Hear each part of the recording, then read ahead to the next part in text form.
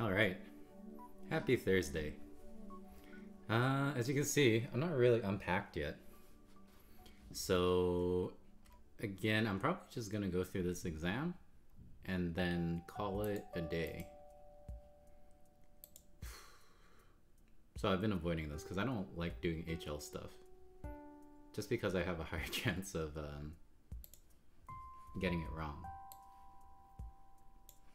Just pretend this paper doesn't exist? No, the people need me. They need me. So I'm gonna do it. They've been asking for it. But let me just change some camera settings right now, real quick.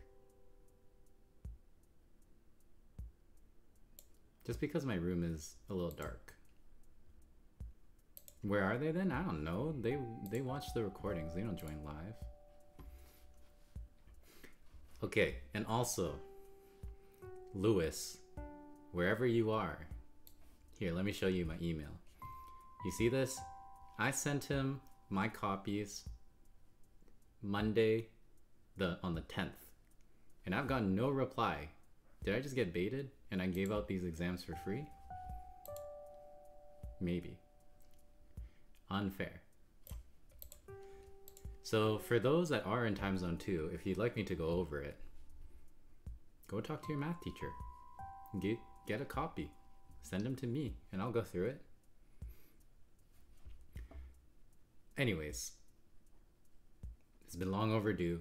It's time to go through HL paper 1, time zone 1. So as you can see, I've scanned it. And a lot of the questions are actually the same as the SL paper. So I'm not going to go through those. So I'm actually only going to go through like 4 or 5 questions, to be honest. So here's the first one, this function one. And it's exactly the same as the SL exam.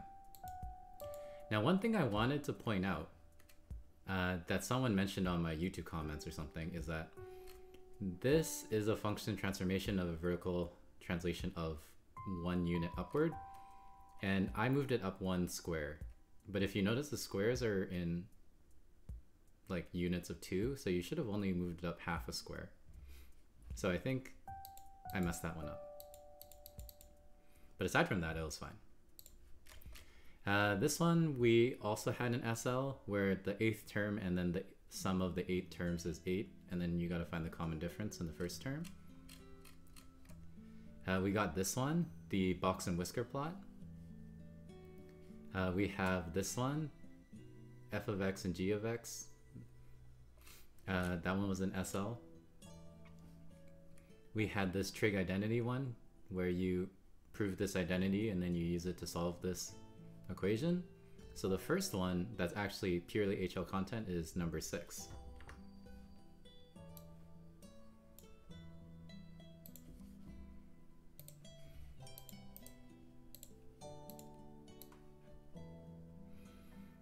Okay, given that cosecant is 3 over 2, and you know that the angle is in the second quadrant, or, well, not the second quadrant, between 90 degrees and 270 degrees, we need to find the value of cotangent. Okay, so cosecant is the reciprocal of not of cosine, sine. So in other words, if cosecant is 3 over 2, then that means that sine is 2 over 3. And then from here, we can just kind of model this out. We are going to have 2 possible angles between pi over 2 and 3 pi over 2.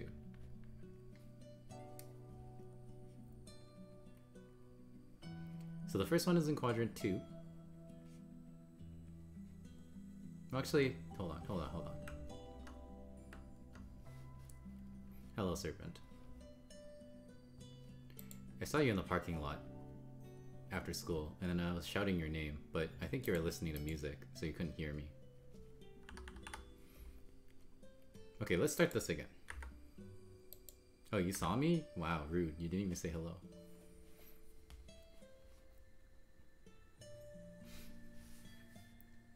Okay, the angle has to be in one of these two quadrants because it did say it's between 90 and 270. However, it's not it's not going to be in both quadrants. It's going to be in quadrant number 2. No, you were facing away from me. Like, you know, here's the like gate, and then you were like here by the bus, and then I was going down the stairs, and I was turning the corner, and then I was like, and then I said out loud, is that serpent? And then you just ignored me. And I was like, oh, okay, she must be listening to music. Anyways, how do I know that this is in quadrant 2? Because if cosecant is positive, that also means that sine is positive, and sine is positive in this quadrant. And then from here, we can just fill out this right triangle with the opposite side of 2 and the hypotenuse of 3. Which means that this is going to be root 5, negative root 5, according to Pythagoras. So 9 minus 4 is 5, take the square root. And then we can find the exact value of cotangent. So cotangent is just going to be the reciprocal of tan. So it's the adjacent divided by the opposite. So we have negative root 5 over 2. And then you're done. Easy peasy.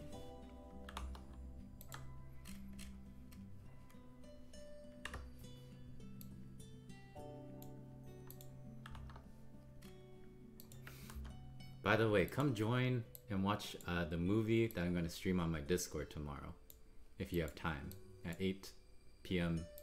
Pacific. It has a weird name. It's called I Want to Eat Your Pancreas. But it's based off of this apparently very good novel. Feel free to come and join. It is an anime movie. However, it does have a live action. I just can find the anime movie easier. What's it about? I don't know. I think it's like, I know it's a sad story. I think the eating the pancreas thing, I think one of the main characters is like, has a disease or something. I don't know. All I know is I've heard it's good. So we're gonna watch it. Anyways, okay, next one. We have this quadratic equation. Where z is a complex number, and then we know that two roots of this equation are this and this. Okay. Find the possible values of a. Okay. So first thing is, remember that there's the conjugate root theorem. So if you have a complex number that's a root of a polynomial with real coefficients, then the conjugate is also a root. Likewise, that means that we also have this as a conjugate root. Okay, Innocent just posted the summary. And then if you notice, these are the 4 roots, and then this is to the power 4, so these are all of the 4 roots of this polynomial. Now, in your formula book, you have polynomial equations. Vieta formulas, they're called. So the sum of your roots is the second coefficient divided by the leading coefficient, the negative version, and then the product of all your roots should be equal to the constant divided by the leading coefficient times negative 1 to the power of n, where n is the degree of your polynomial. So what does that mean?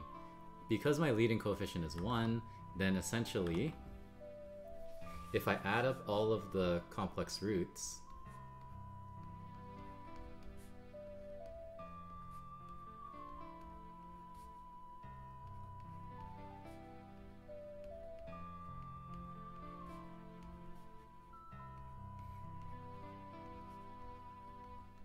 this needs to be equal to, according to this, if you add them all up, the negative version of the second coefficient. So this all needs to equal -4. In other words, we have 2a plus 2b equals -4, or a plus b needs to equal -2. Because all of these complex parts are going to cancel out. So we have an equation. And then hopefully you can see where this is going. We have two variables, we have two pieces of information. We also know their product is going to be whatever. And then we solve a system. Okay, the next one is the product of all of them is going to be equal to the constant term times -1 to the power 4, which is just +1. So if I multiply these all together,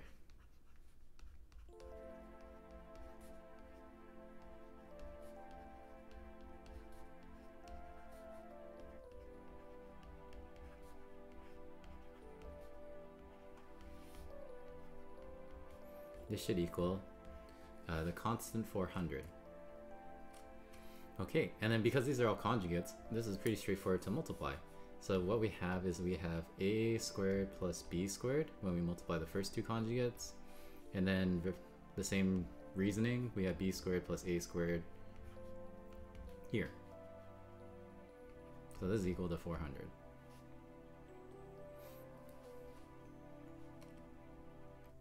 Okay, and then we just need to solve this. And then there's probably a few ways we can do this. Is there an efficient way? I don't think so. Okay. So I guess, let me expand this out some more. So this is going to be a to the power 4 plus 2a squared b squared plus b to the power 4.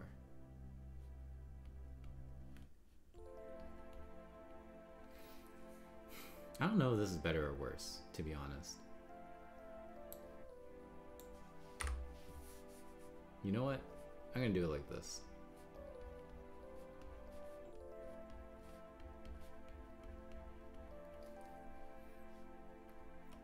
So this is obviously squared, and then I'm gonna do a substitution. So I'm gonna say that b is equal to -2 minus a or something. I wonder if there's a better way to do this, but I can't really think of one right now.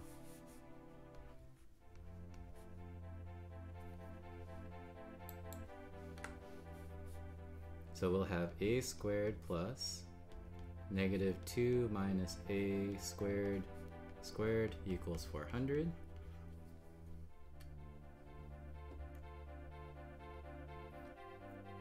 Okay, and then let's simplify this.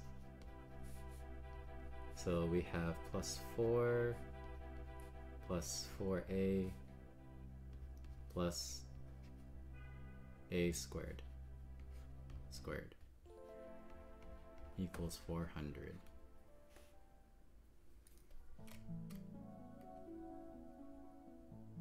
Right? Yeah. So we'll have 2a squared plus 4a plus 4 is equal to 400. And then if we square root it, then we'll have two possibilities. So either 2a squared plus 4a plus 4 is equal to 20, because I think 20 times 20 is 400, right?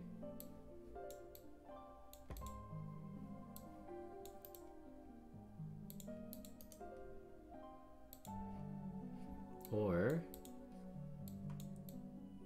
it's equal to -20.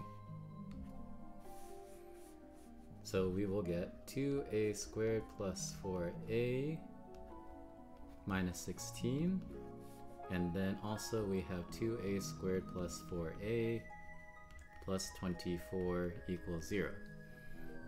And then we try to solve these. I'm going to divide everything by 2.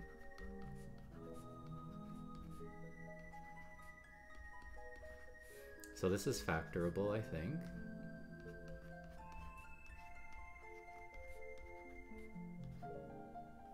Right? And then I'm going to divide this one by 2.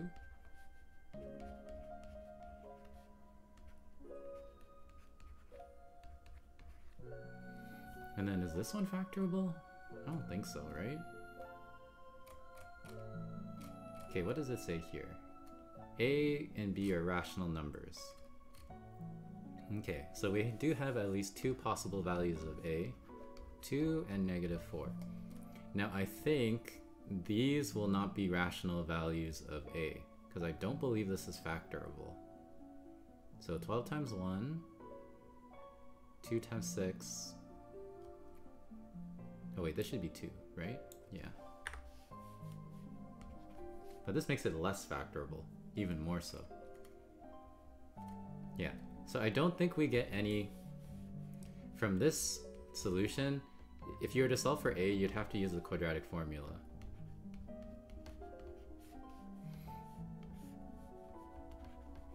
So b squared minus 4 times A times C. Code Anish, thanks. Honestly, I don't even know if this has solutions. You can check this yourself. I'm gonna very quickly cheat and look at what this looks like on Desmos. So it's x squared, or a squared, plus 2a plus 12. So as you can see, there's no solution for this. So here are my 2 values of a then.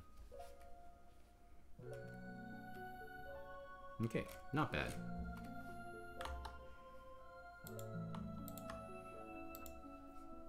And then number 8.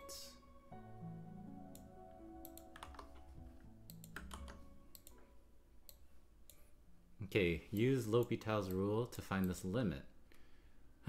Okay.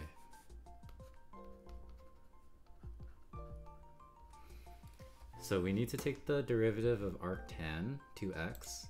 Hopefully that's in your formula book, because I don't want to remember what that is. So standard derivatives, arctan becomes 1 over 1 plus x squared. So this is 1 over 1 plus 2x squared. And then I think we need the chain rule, so times 2.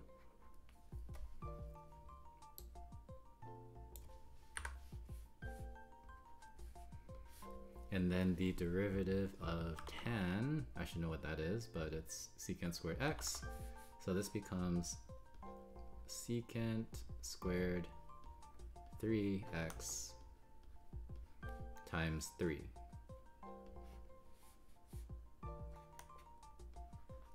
From the chain rule. Okay. Now, I think we can just evaluate the limit, right? So this becomes 2 over 1 over 3 times secant squared times 0.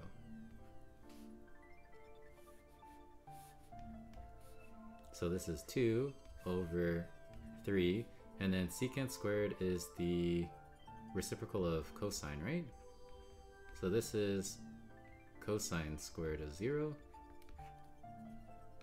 and cosine of 0 is 1, so 1 over 1 squared is all 1, so this all just becomes 2 over 3, I think. Okay, easy peasy.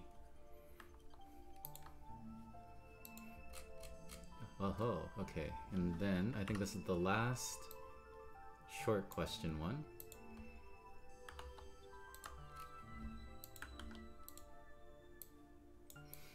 And this does not look fun. Okay. We have a farmer who has 6 sheep pens arranged in a grid like this. Okay. We have 5 sheep, A, B, C, D, E, and then they need to be put into the pens. Each pen is large enough to hold all the sheep. However, A and B are known to fight. Sure. Find the number of ways of placing the sheep in the pens in each of the following cases. Okay. Each pen is large enough to contain 5 sheep, However, amber and brownie must not be placed in the same pen. Okay. Is there an efficient way to do this? So at the very least, A and B need to be separated in two different pens.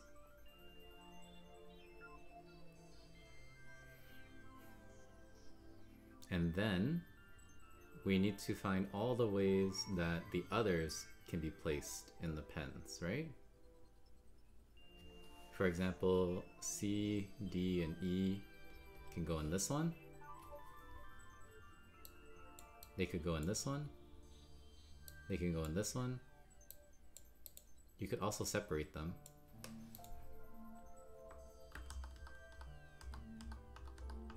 And then you could also have each one be in a different one. And then you'll have one empty.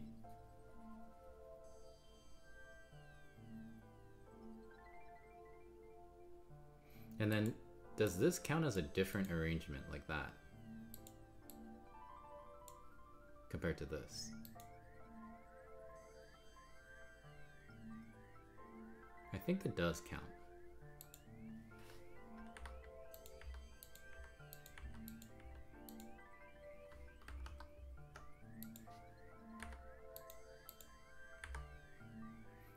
Because then that would mean that like this is different than this, right?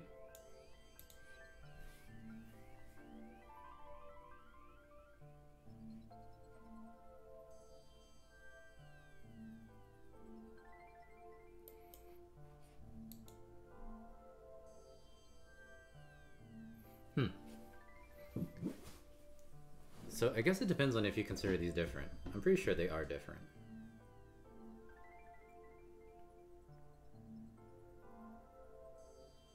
So how is this gonna work?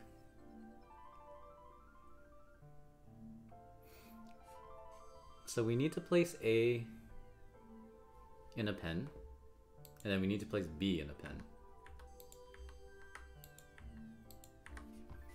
So A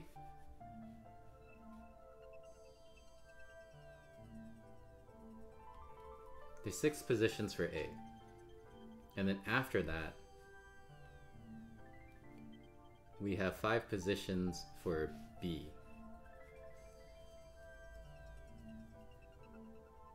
Because it's not gonna be 6 because it can't be put into the same pen as where we put A. So there's currently 30 combinations just with A and B. And then from there,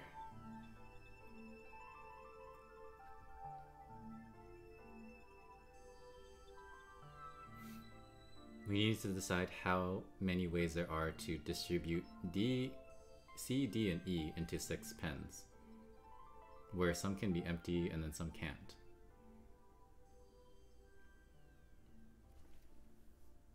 Okay, so let's see. So if they're all together, right? I think we need to break this up into into a bunch of different cases. If they're together, then essentially there are 6 pens. So here's deciding A and B. And then if they're all together, then C, D, and E have 6 different pens to go into. Okay. Now, if they're all separate,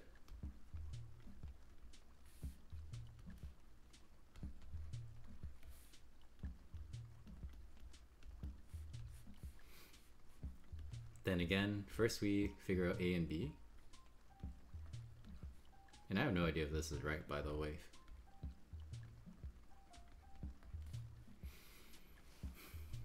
And then essentially,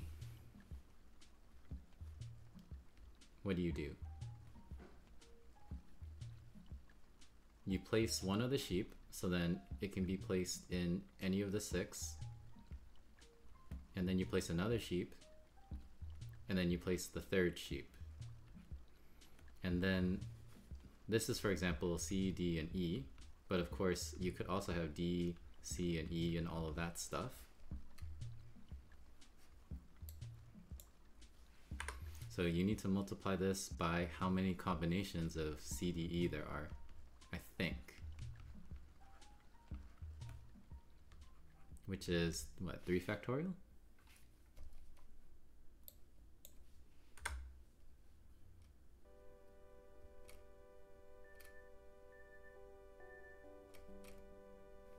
Let's see.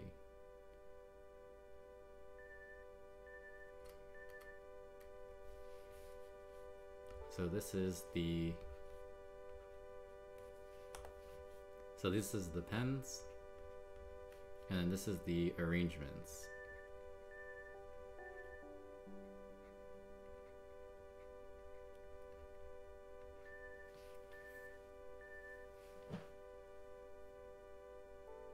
And then I think the last one is if you have 2 together.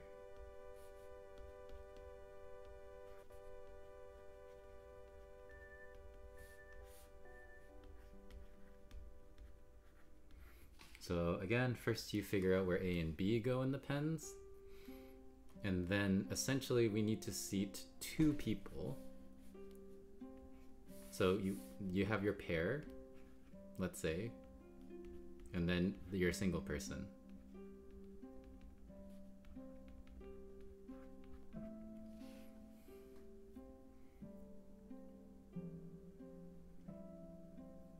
I feel like this isn't right, but I don't have the brain power to think about where I'm going wrong.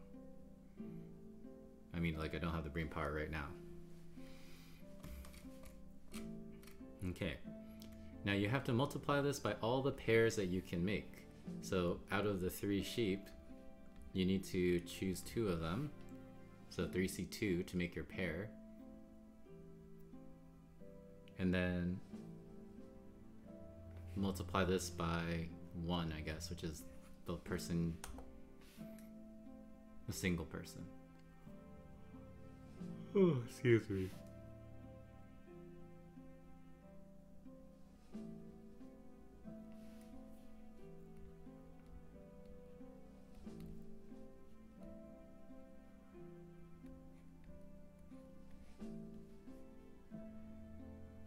Okay.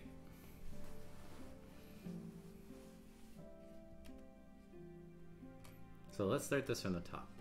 First, you put down A and B. There's 30 different ways to do A and B. A would go here, and then B goes here, or here, or here, or here, or here. So there's 5 ways to put B. Hey, Snake Star. Are you gonna watch the Pancreas movie? I know you already saw it, but I'm streaming it tomorrow. Yeah, okay, so this makes sense. There's 30 different ways to do A and B. And then we need to put them all together. So then there's 6 different pens for this one, so 180. And then the separated ones, we have 6, 5, 4. So these are the arrangements of the pens. And then we need to multiply that by the arrangements of which letter goes in which pen first, which is 3 factorial. It's been a while? How old is this movie? Okay, and then A and B, and then your pair, and then your single person. And then, of course, you multiply by the amount of pairs you can have. And then this is, I guess, the last single person, but that's going to be 1, because this basically decides everything.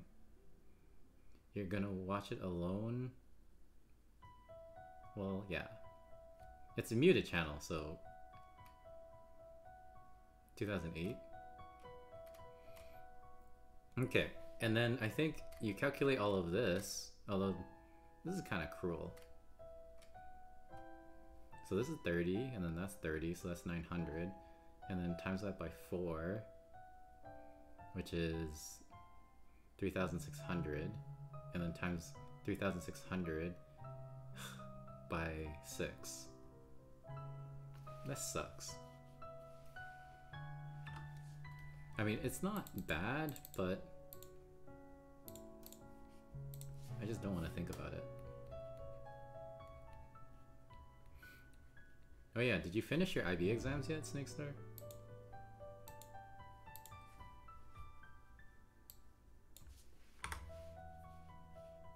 Because I know most of my students are done today.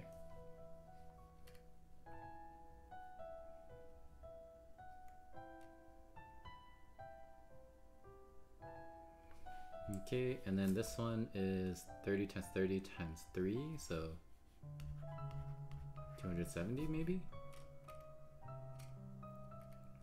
Okay, and then we add these all together, and then I guess that's your answer. That's crazy. And then each pen can only contain one sheep, and then amber and brownie must not be placed in pens which share a boundary. Oh yeah, I forgot. Yeah, you had that weird thing. Oh my god, what is this question? Okay. So, for example, if A is here, then that means that B can't be here and here.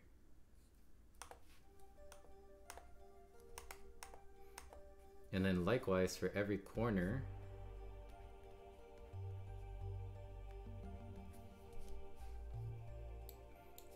if A is in a corner, then you lose 2 spots. However, if A is in the center row, then you lose 3 spots. Okay, so then what we do is we break this down into corner, corner A, and then middle A. So if corner A is in the corner, then essentially, or if A is in the corner, then that means that you have 3 possible positions to put B. So you have 3. And then you multiply this by the 4 corners that you can put A in. However, if you're in the middle, if A is in the middle,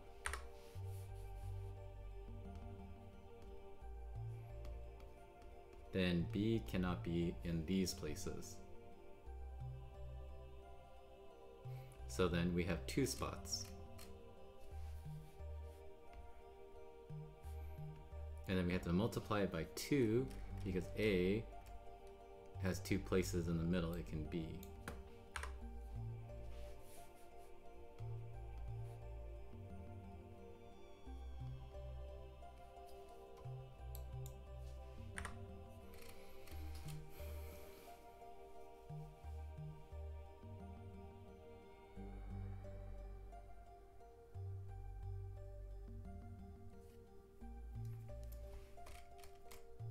And then let's see, I don't know if I also need to consider if B is in the corner.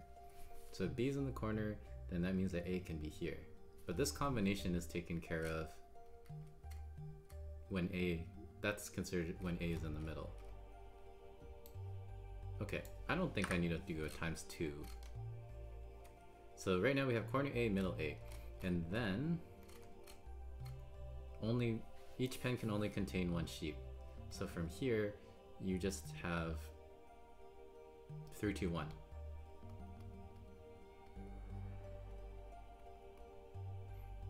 And likewise over here, you have 3, 2, 1, I think.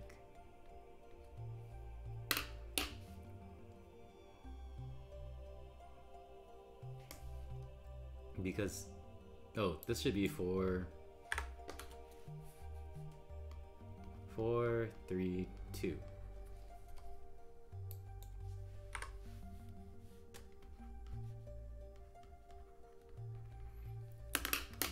So you have 4 more pens after you put the first 2 animals in their pens. You have 4 more pens to put the next 3 animals. So then you put 1 in each pen, whatever you choose. So 4, and then times 3, then times 2.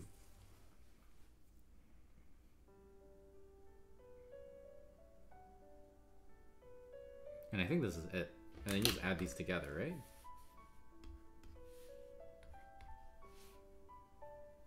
I don't like IB's combinatorics problems. They're kind of weird. But maybe it's something like this.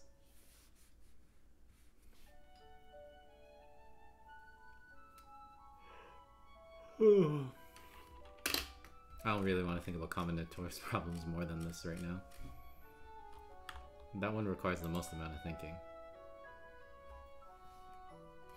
Okay, and then we'll move on to the long sections.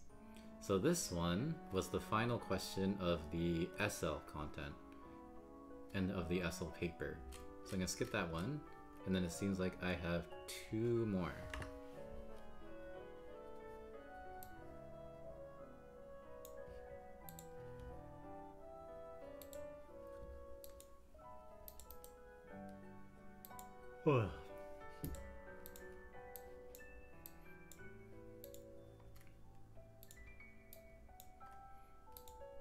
Okay, let's see. We got a Cartesian equation of a line. Sure. Show that this point lies on the line L. Okay, so that's easy enough. We can just plug it in and see if the equation is true. So is -1 plus 1 divided by 2 equal to 0, which is equal to 3 minus 3? And yes, it is. So that means that this coordinate is on the line. Now find the vector equation of L1. So when you have the Cartesian equation, this is generally the format.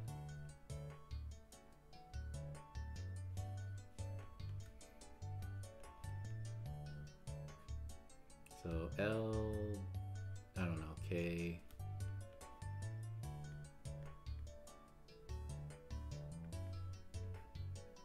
M, let's say. So x0, y0, and z0 are a coordinate on the line, and then L, K, and M are the direction vector of the line. So if we were to change this into a vector equation for L, we could say something like R is equal to -1, 0, 3. So that's the position vector of the coordinate from part A, or part AI, plus some scalar multiple of the direction vector. So this direction vector is 2, 1, and -1. Then we have a second line, like this. Sure. Find the possible values of A when the acute angle between L1 and L2 is 45. Sure, okay.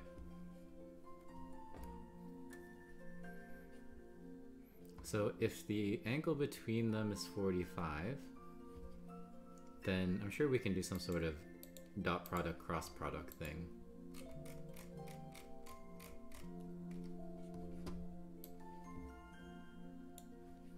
So let's see what we got.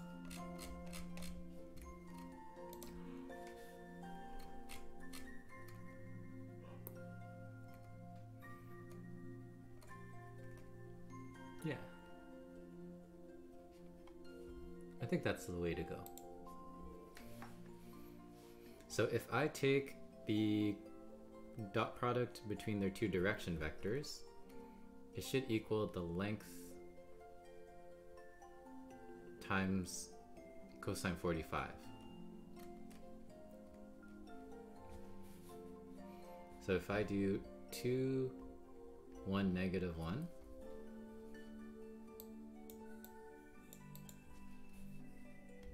and I dot this with A1, -1, this should be equal to the length of 2, 1, -1 times the length of A1, 1 times cosine 45.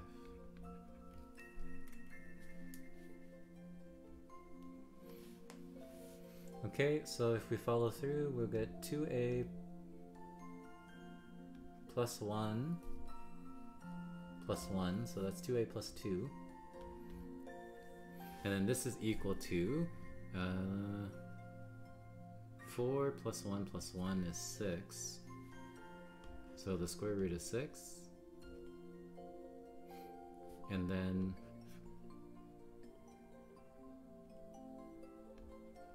square root of a squared plus 2. And then cosine 45 is, I think, 1 over root 2. What's the movie? It's called I Want to Eat Your Pancreas.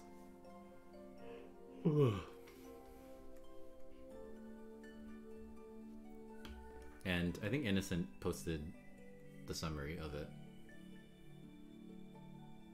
Okay, and then we gotta solve this. Let's see. Well, first off, this is root 3.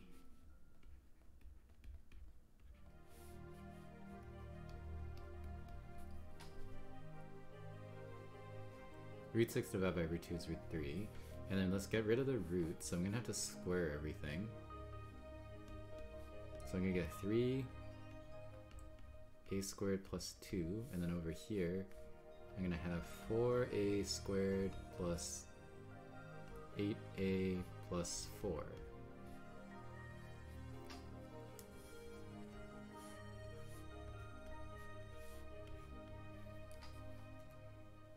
Okay, and then let's try to solve this quadratic for a. So I'm gonna have a squared, and then I'm gonna have plus 2a plus 4 equals 0, something like this.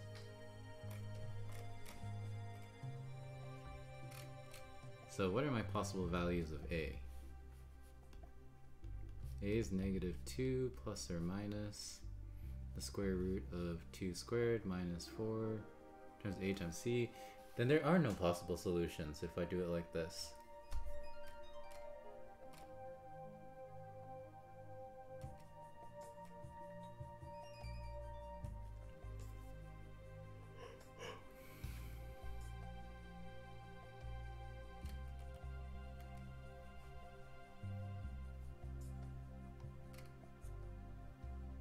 This is the last question, second last question.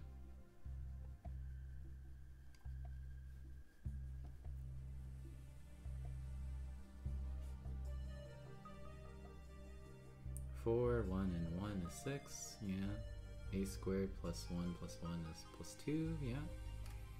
Cosine 45 is 1 over root 2, I think so.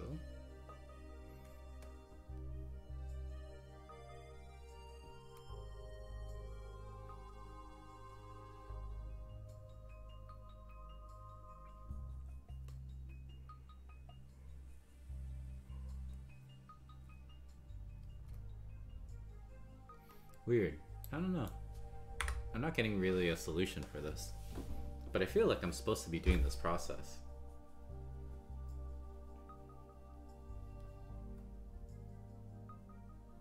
Oh, hold on. This should be 8.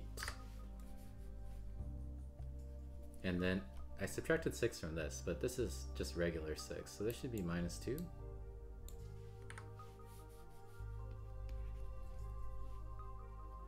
Six minus 4 is negative 2, sure.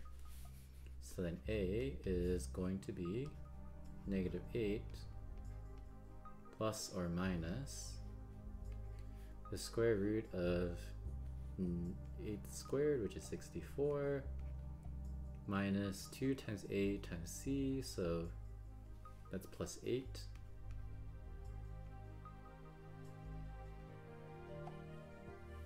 Divide this by 2.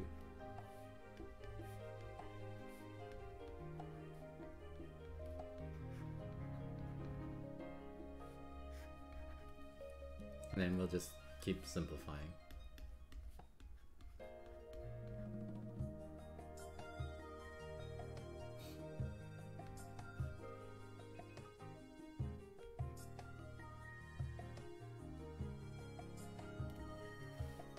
$72 divided by 4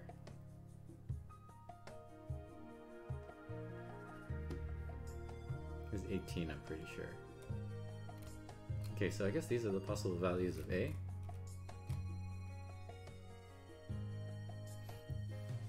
Anyways, let's see. It is given that these lines have a point of intersection as long as k is not, or a is not the same as k. Find k.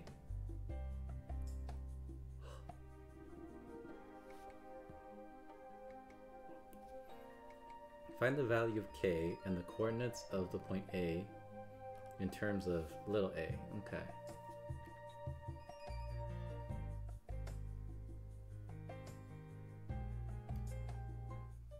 Okay, so we're gonna equate my two lines.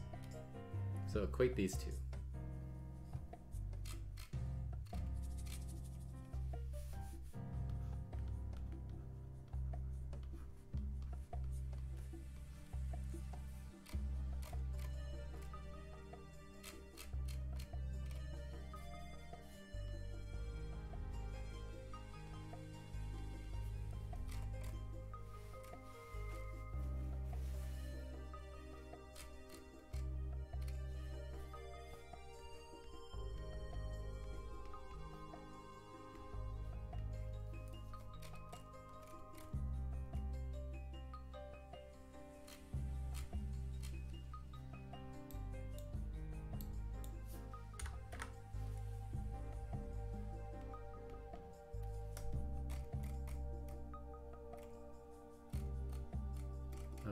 A.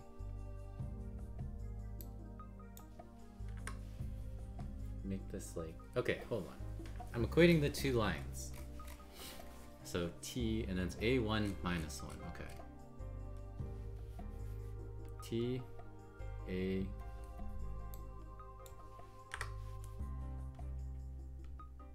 one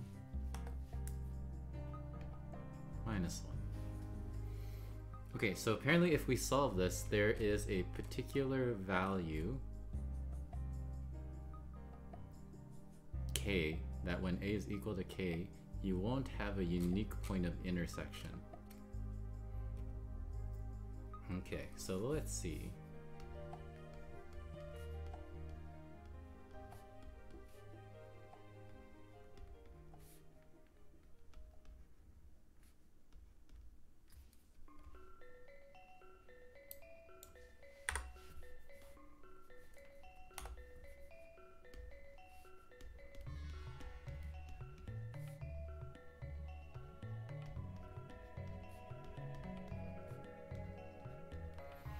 So here are my two equations, so I guess I can just try solve it.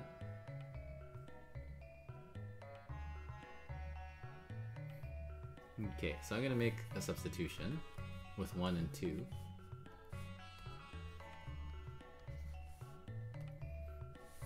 So this says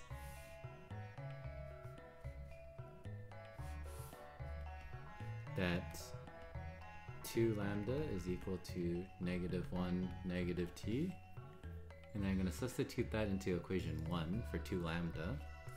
So I'm going to have -1 plus -1 minus t equals to 9t. So I have 10t, and then is -2. So t is going to be -1/5. Hello, Choco Chimps. Okay, so then that means that lambda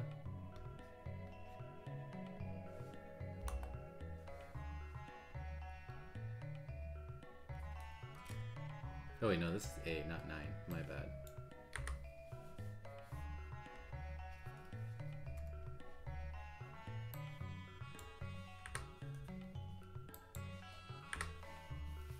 Okay.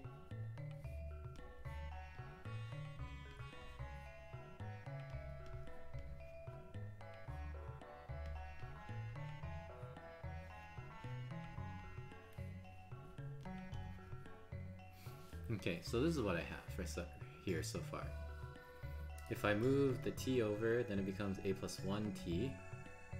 And then over on this side we have -2.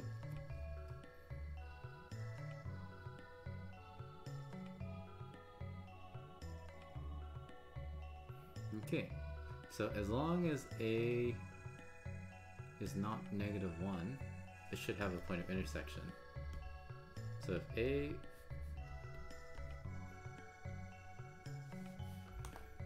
is -1, then basically what you have is you have this statement. -2 is equal to 0, which is not good.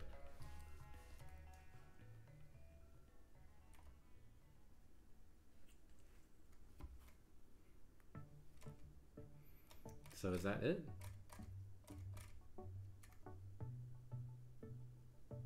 Wait, find the value k and find the coordinates of the point in terms of a.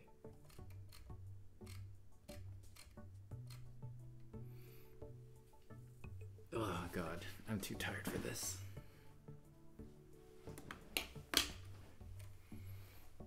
Okay, so k is -2, or sorry, k is -1. And then as long as it's not this number k, then what happens is t is going to be -2 over a plus 1.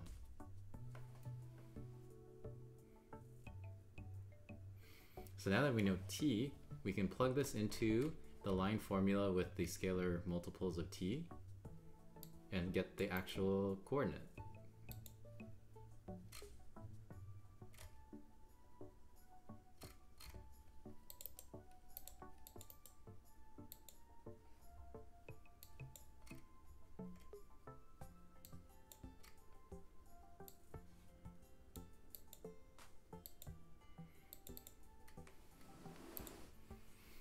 This is so ugly. Why would they do this to you? Hopefully I'm doing this right.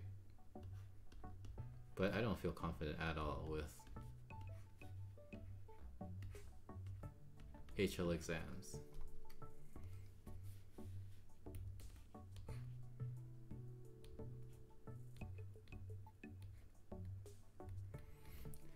Okay, so now we just add this together to get our coordinate.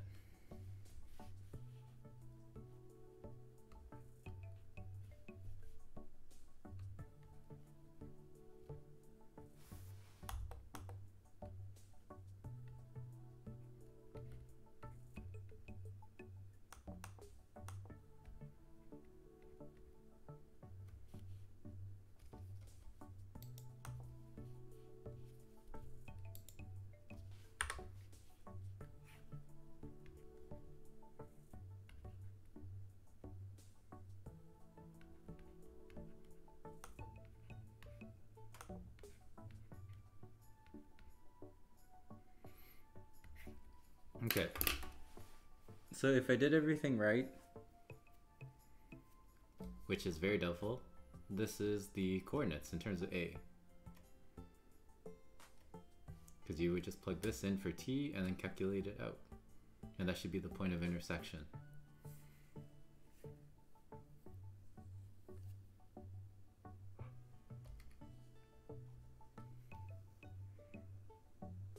Okay.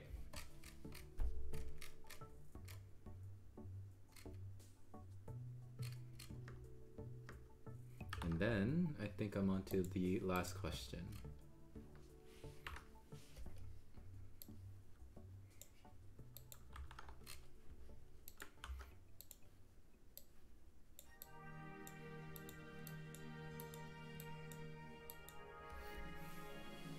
Okay, we have this function.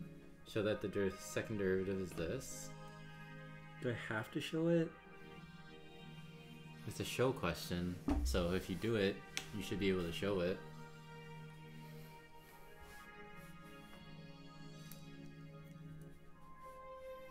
Okay, so let's see.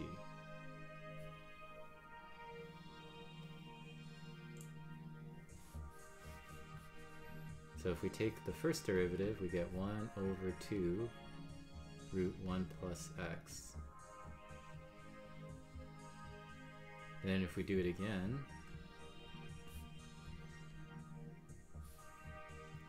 we're gonna have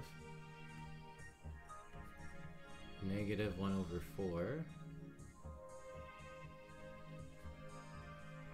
to the power of negative 3 over 2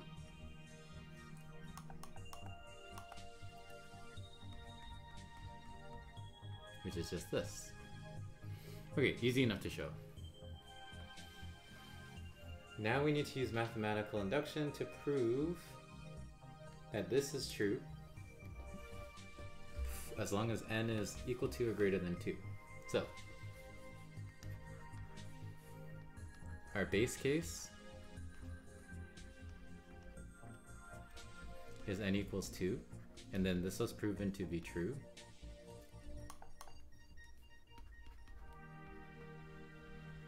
By part 1. We showed it's true right here. And then we make an assumption case.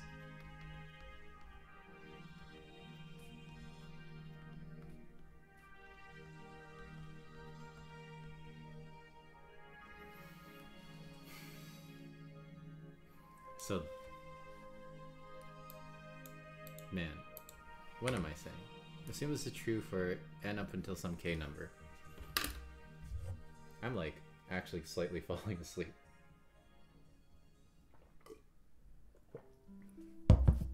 Okay. So now this is true for some value k, and then we need to prove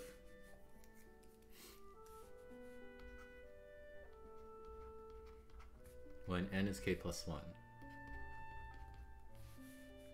So f of k plus 1 of x, well, this is equal to, okay, I'm mixing up notation, but I'm going to take the derivative of f of k, right? That's what it means. I take another derivative, and then I'm going to use my assumption on here.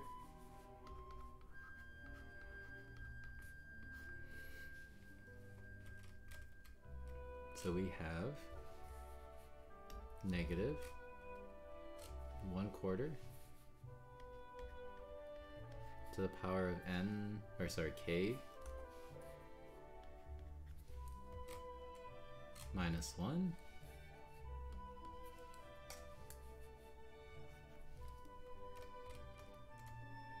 and then all of this stuff is going to be replaced with k, so 2k minus 3 and then k minus 2.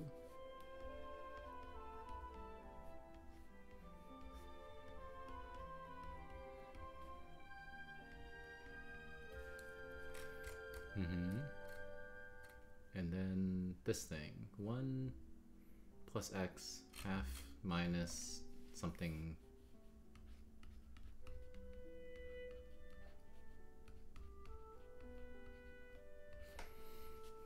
Okay, I think this is it, right? Yeah. Okay, take the derivative of this. So realistically, the only thing, these are all just coefficients. We're taking the derivative of this part. So I'm going to have negative 1/4 k minus 1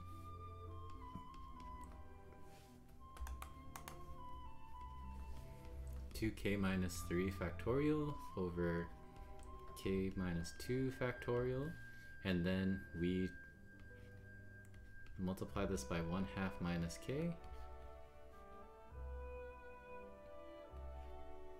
and then this becomes 1 plus x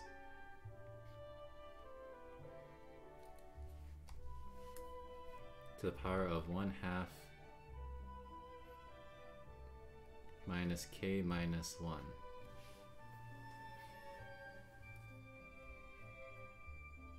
Okay, and then somehow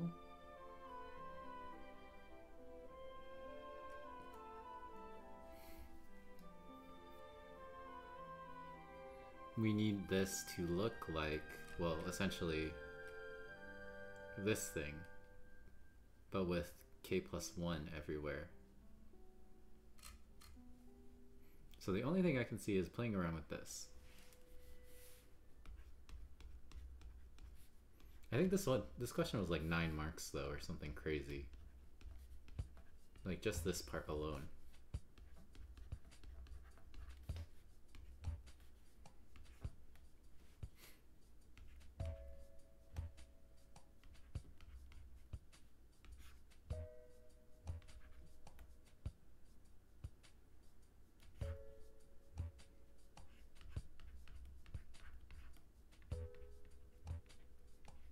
Like this part is easy to get the k plus 1 right here.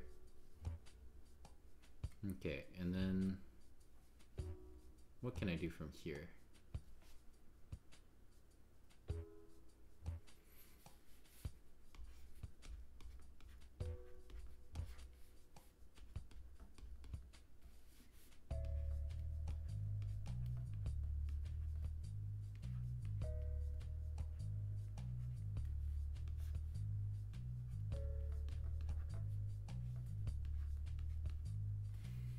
Take out a minus,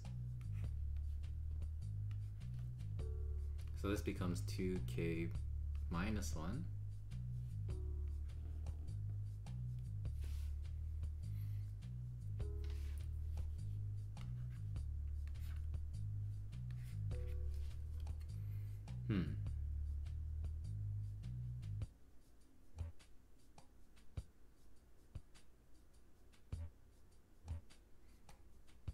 Can I just make this out of 4 instead, so that I can do this? I'm gonna multiply everything by 2. Is that cheating? Maybe. So this becomes 4 minus 2. This is 4. Okay. Because then I can factor out the negative 1 over 4. And then what I'm left with is I'm left with a 4k minus 2. And then this can go here. So that gives me the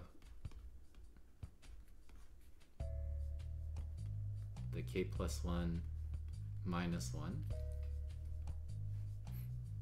Because this should just be, yeah, you add one more. So it's k just to the power k plus 0. And then we can rewrite that as this. So we have that part. So then the last part is to get this and this together to look like, what should it look like? 2k plus 1 minus 3 over k plus 1 minus 2.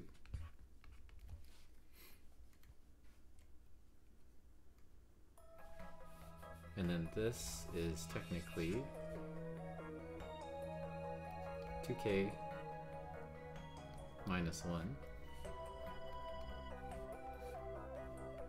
over k plus minus 1. Yeesh. See, this is why I wasn't looking forward to doing an HL paper. My brain is dead.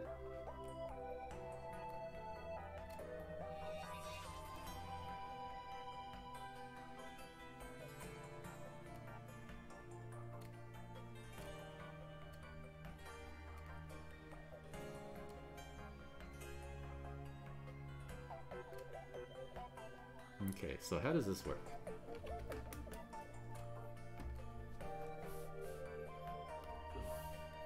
So this is the same as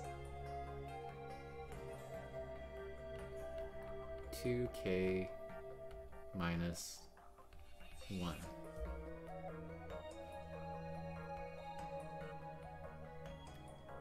And then if I multiply this here,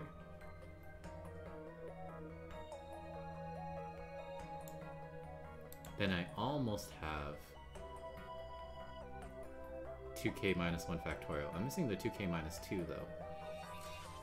And then I also need to change the bottom one. So did I even take the derivative of this right? Who knows?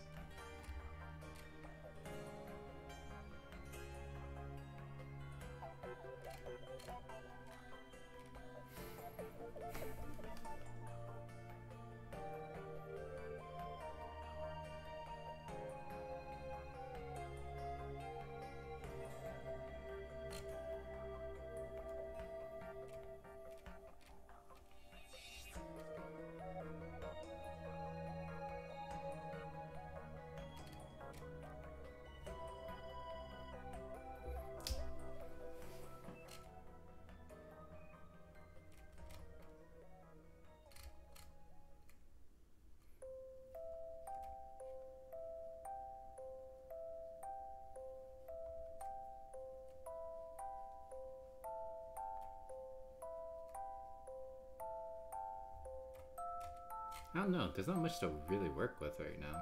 I feel like this is what I'm supposed to do, but where do I go from here?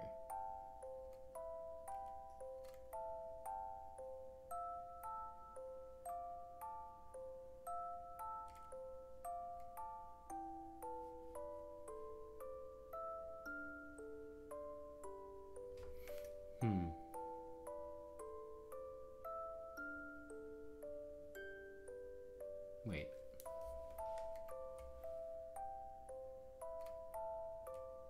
Nope.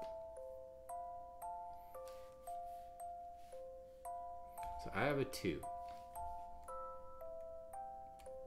And what am I missing right now? I need a k minus 1 on the bottom. Oh, and then I need a 2k. Okay, I understand. Man, this would be better if I wasn't so sleepy.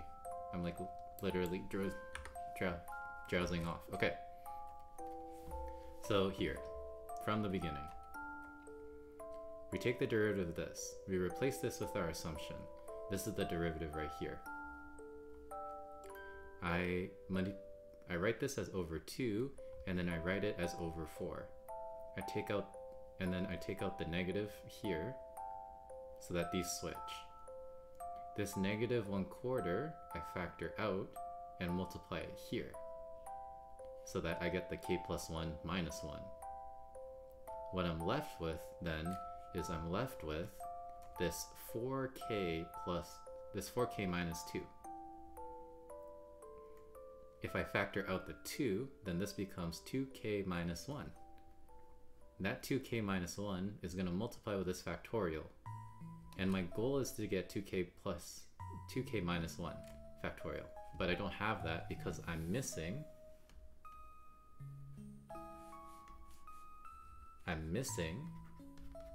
2k minus 2 up top. But at the same time, I also want the bottom to be k minus 1 factorial. So I'm missing from the bottom a k minus 1. So hopefully you guys can see what I'm saying, at least anyone that's in HL. But this is literally 2. So what I do is I rewrite 2 as 2 times k minus 1 over k minus 1. And then there you go. Now I just proven it in a really messy way. So hopefully that makes sense. Yeesh, that sucked. Okay. Now, let g be e to the m to the power of x. Sure. Now consider the function h, which is f times g for x greater than -1. Okay. Given that the x squared term of the Maclaurin series for h has this coefficient, find the possible values of m. Okay. So h is f times g, where this is 1 plus x square rooted, and then we have emx for g. And then the x squared term, so the coefficient for this one is essentially h, second derivative of h at 0 divided by 2 factorial, I think. I don't know why I'm so sleepy.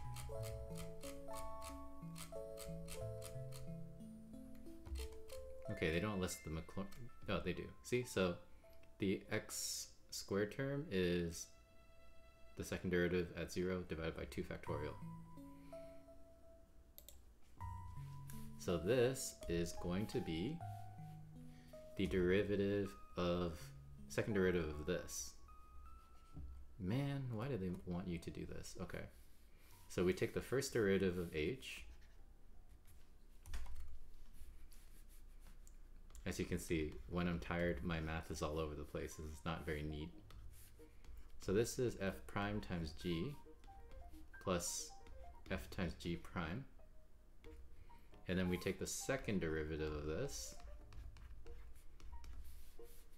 So this is f prime prime times g plus f prime times g prime. So that's just product rule in the first term. And then plus f prime times g prime plus f times g prime prime. And then we plug in 0.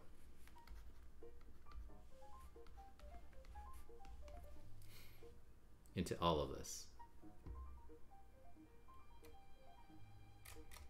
Okay, so this is the second derivative here. So luckily they already told us what this is.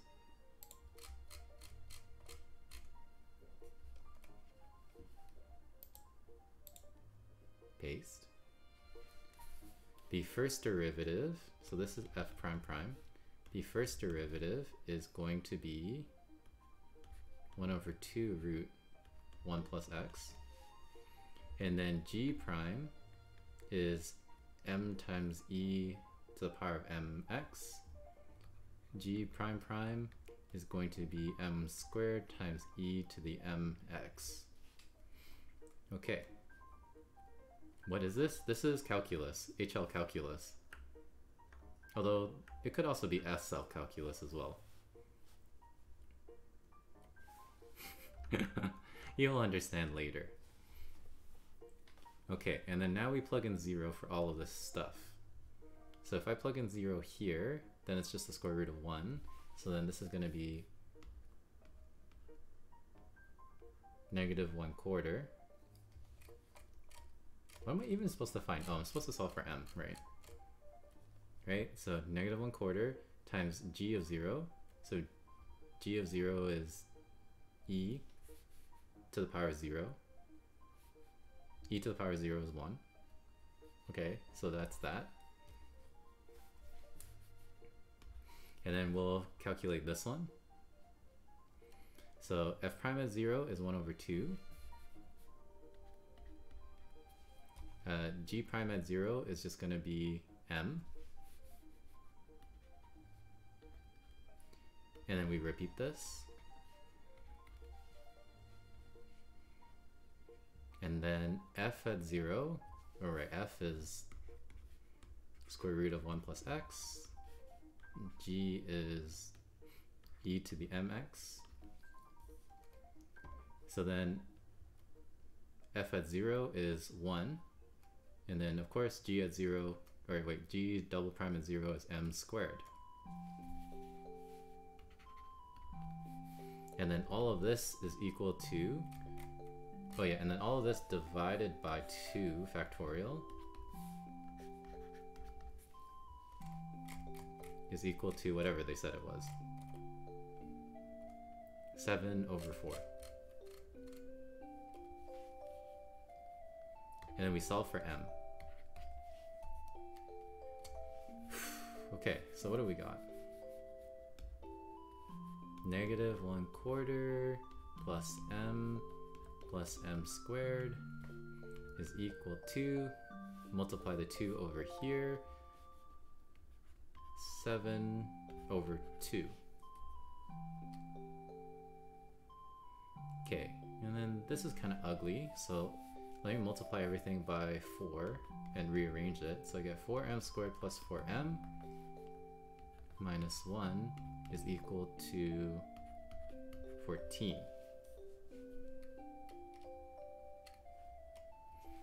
So we have 4m squared plus 4m minus 15 is equal to 0.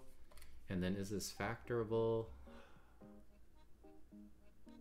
I don't really want to think about it. 3, 5, 2, 15, 6. Or should I just use quadratic formula?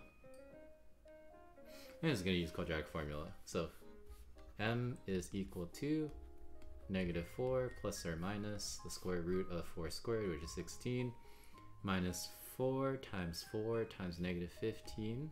So what's 16 times 15?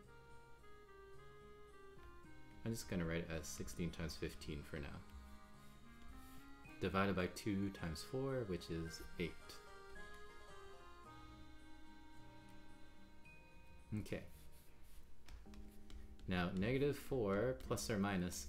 So if you have 16 times 15 and you're adding another 16, then that's basically 16 times 16. And then you square root it. So then all of this is going to be 16. So this was factorable, I think. Okay. So then you're going to have 12/8 or -20/8. In other words, m is going to be whatever this is, reduced. 3/2 or -5/2. So there you go, there's m. So hopefully you guys understood what just happened here, at least, right? 16 times 15 plus another 16 is 16 times 16, and then if you square root that, you get 16. So this was factorable. It was 2235. Okay, I thought it might be 2235. I just didn't really want to think about it because I'm very sleepy. So 2, 2, and then it has to be 3 and 5. And then... oh yeah. Yeah, you could have just factored it and solved it this way. And then you get this. So that looks pretty good. I think that's good. Man, this was rough. For many reasons. The very larger reason being I'm very sleepy.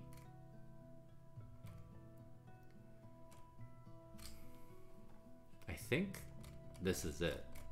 That was the last question. And even so, this still took me an hour and 20 minutes. And I skipped all of the other questions as well. Damn. HLs, you have it rough. But then again... yeah. Game? What kind of game?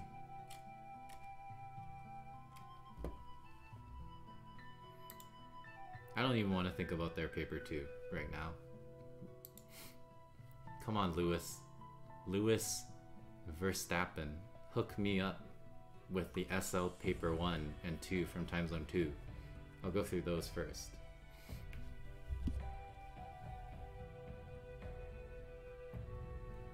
Okay, stretch.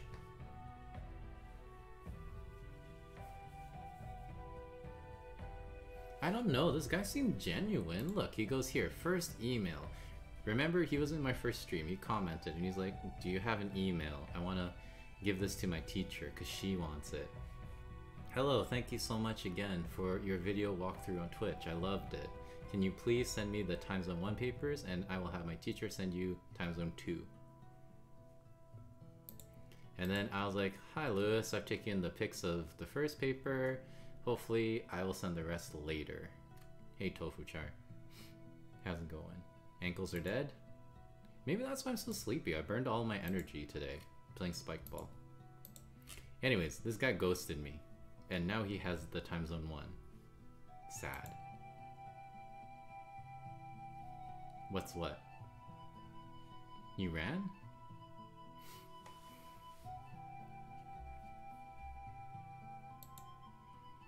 I don't know. I don't think I have the energy for a game. I was like literally falling asleep on stream. I hope you guys didn't catch that. I felt like I was dozing off.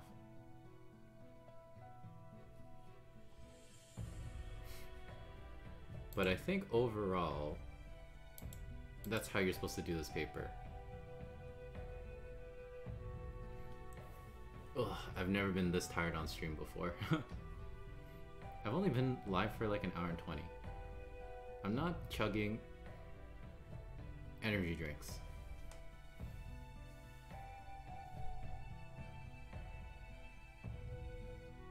I think I'm just gonna call it.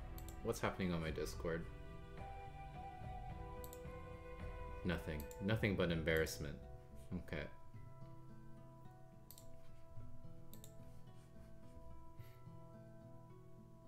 Yeah, I'm gonna call it. I'm falling asleep. Even in my sleepy state, I did manage to do this paper, I think, relatively well.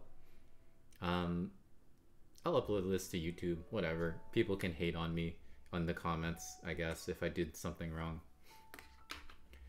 Thank you for tuning in. Have a good long weekend. I guess I'll be back on Sunday for paper 2, but maybe I won't be as sleepy. Oh, and then tomorrow on my Discord, if you are interested, at 8 p.m. Pacific time, we're gonna stream, what's its name? I Want to Eat Your Pancreas.